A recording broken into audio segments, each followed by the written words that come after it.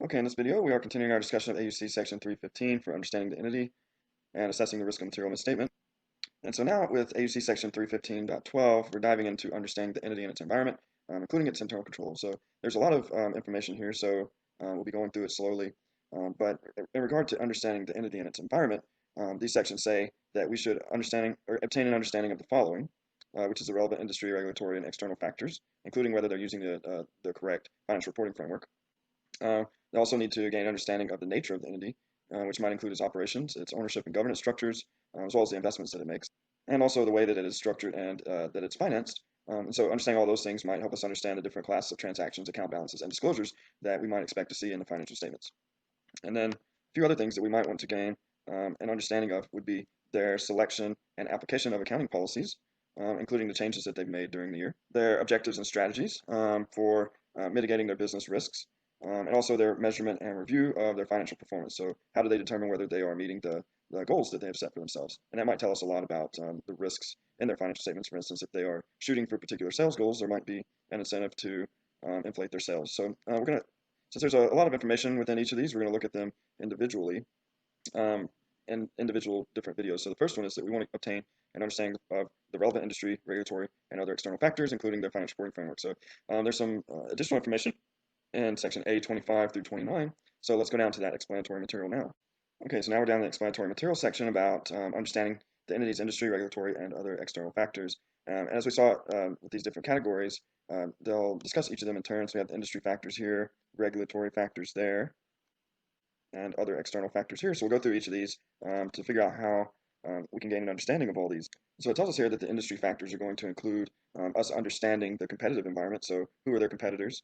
Also, who are their suppliers and who are their customers, and the technological developments that enter into each of these. So we might consider the market and competition, including the demand, capacity, and price competition. We might look at the seasonal activity, and we also might look at the product technology relating to the entity's products and energy supply and cost. So each of these will tell us a lot about our risks for various pieces of the audit. For instance, product technology might tell a lot about the inventory and whether it could become obsolete very quickly. So that might enter into a big risk in our risk assessment process. Seasonality might help us to understand possibly when we're doing some of our analytics. We might see that possibly sales happen in a certain time of year, and that could also fall into a lot of our cutoff procedures, and whether sales are falling into the appropriate periods. And then also understanding the demand, capacity, and price competition might tell us a lot about the organization as well. Perhaps if demand is increasing and the company's running out of capacity, perhaps they need to buy more fixed assets or the building, something like that. And if price is getting really competitive, we might have a risk that the finished goods the company owns might be less valuable than when they originally purchased them or built them. So we might have an inventory cost or market risk. Anyway, by gaining an understanding of each of these really helps us later on when we're actually developing our risk assessment for the different classes of transactions and account balances that might be at risk of material misstatement. And next we have regulatory factors. As we saw in prior AUC sections, I believe AUC section 240, actually 250, considerations of laws and regulations, we have to consider the possibility that the organization might be out of compliance with its laws and regulations, and that might suscept them to material misstatements. But so in order for us to ascertain our risk there, we have to understand what are their regulatory factors and compliance obligations. So this will include us gaining an understanding of their financial reporting framework and also legal and political environment. So we might consider accounting principles and industry-specific practices.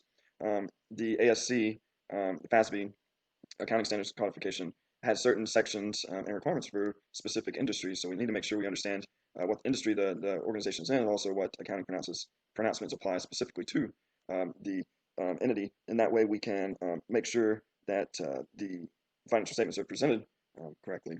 Also, the regulatory framework for a regulated industry. So certain industries might be more regulated than other ones, and we need to understand what are the regulations for those types of entities. Taxation. So if this is an entity that is taxable, for instance, it's a C corporation, we might need to understand the tax regulations. We might also need to understand the government policies affecting the entity, as well as the environmental requirements. For instance, if they have a requirement for less waste, for instance, we might need to understand those regulatory policies. And so we might gain this understanding in conjunction with our procedures in AUC section 240 or 250, as we suggested a second ago. And finally, other external factors. So other external factors might be the general economic conditions, interest rates, and availability of financing, and inflation or currency revaluation. So if the general economic conditions are deteriorating, for instance, maybe there's an issue of going concern, or as we discussed earlier, inventory not being as valuable. If financing is becoming less and less available, perhaps interest rates will be increasing. And if there's inflation or currency revaluation, these could have a material effect on the value of various accounts on the balance sheet. And in the case of currency revaluation, perhaps if the entity has locations in other countries and different currencies, that could have a pretty big effect on the balance sheet. So anyway, we need to make sure in our planning process that we gain an understanding of the industry, regulatory, and other external factors so that we can properly assess our risk of material misstatement.